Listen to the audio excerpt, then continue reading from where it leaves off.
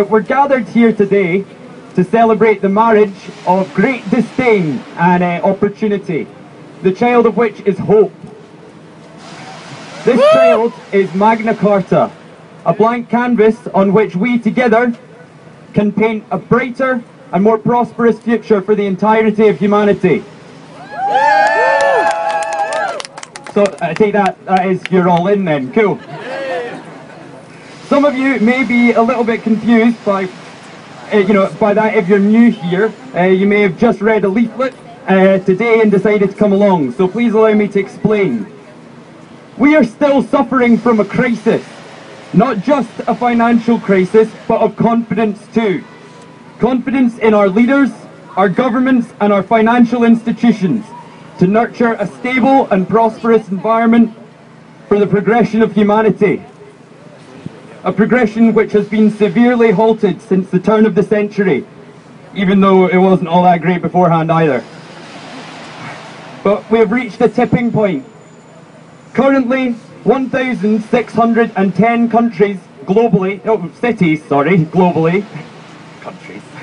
have been occupied in the same way that we are occupying George Square here in Glasgow today. And for the same reasons. Was that my fault? Okay. This is 300 more than just 1 week ago, which is a staggering and truly quite phenomenal amount to have gained in a week. Approximately 3 million and counting individuals are involved, and that number is growing by the day. It probably took a little jump today because of all of you turning up.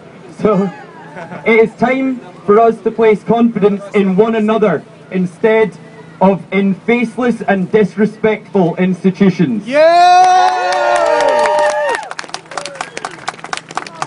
Thank you.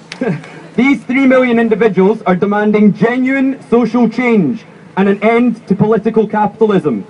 We do not want our governments to be led by money over morals anymore, and we are here to make that heard. We deserve to make that heard. We are here to tell the 1% of the population with the lion's share of the wealth that we are the 99% and we are not playing into their hands anymore. By occupying these spaces in cities across the globe, the discourse has started.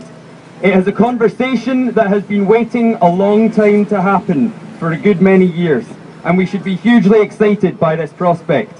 The golden opportunity to evolve our system past the infantile stage it is at now into a progressive stage where we develop, grow and learn as opposed to destroy, steal and struggle.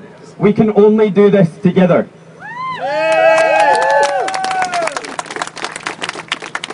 I want to talk you all through the 9 initial statement points. These were decided upon at St Paul's Cathedral, where Occupy London is being staged, by a consensus of 500 people, probably roughly about the same amount of people that are here today. When we read them, we couldn't argue here at Occupy Glasgow, so we're going to put them to the test. Here's how it works, and David, maybe you could be my, yeah, totally. I'll read each point out one by one, and if you agree, you throw your hands in the air and give them some jazz. Yay, baby! If you're feeling a little passive, shake them about in the middle, and if you downright disagree, get them low. Okay, so number 1, the current system is unsustainable. It is undemocratic and unjust. We need alternatives. This is where we work towards that. Number 2, we are of all ethnicities, genders, generations, sexualities, disabilities and abilities, and faiths. We stand together with occupations all over the world. Number 3, we refuse to pay for the bank's crisis. Number 4, we do not accept the cuts as either necessary or inevitable. We demand an end to global tax injustice and our democracy representing corporations instead of people. 5, We want regulators to be genuinely independent of the industries that they regulate. Number 6. We support the strike on the 30th of November and the student action on the 9th of November, and actions to defend our health services, welfare, education and employment. Number 7. We want structural change towards authentic global equality. The world's resources must go towards caring for people and the planet, not the military, corporate profits or the rich. Number 8.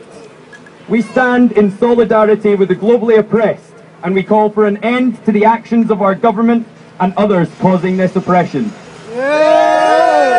And finally, number 9. This is what democracy looks like, so come and join us. So those are the points of the initial statement. This is preliminary and will evolve to cater for factors such as locality and cultural differences. But for that to happen, we must work together. What does everyone think? I figured as much. So on that note, please enjoy the festivities of the day, and thank you very much for being alive.